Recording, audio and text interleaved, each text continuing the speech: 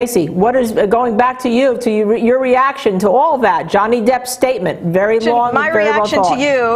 My reaction to you is Amber Heard's statement, which we just have in to us right now. Let me read that. The disappointment I feel today is beyond words. I'm heartbroken that the mountain of evidence still was not enough to stand up to the disproportionate power, influence, and sway of my ex-husband. I'm even more disappointed with what this verdict means for other women. It is a setback. It sets back the clock to a time when a woman who spoke up and spoke out could be publicly shamed and humiliated. It sets back the idea that violence against women is to be taken seriously. She goes on to say, I believe Johnny's attorney succeeded in getting the jury to overlook the key issue of freedom of speech and ignore evidence that was so conclusive that he won in the UK. I'm sad I lost this case, but I am sadder still that I seem to have lost a right that I thought I had as an American to speak freely and openly.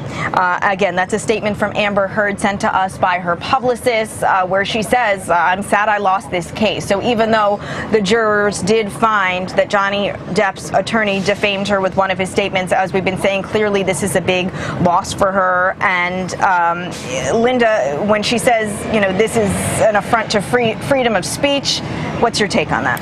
It's not. The problem is that we said this is a very important case for freedom of speech when we started covering it here at the Law and Crime Network.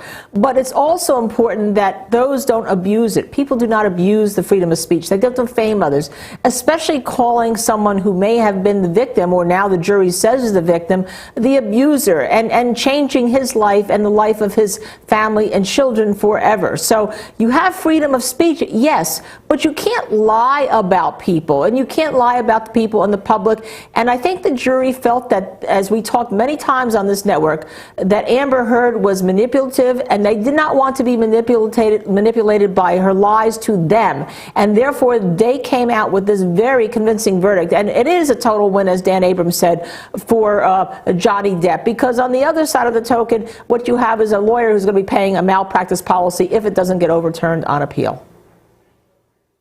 Linda, Ann Jeanette Levy's back outside with us now. She was inside when the verdicts were read.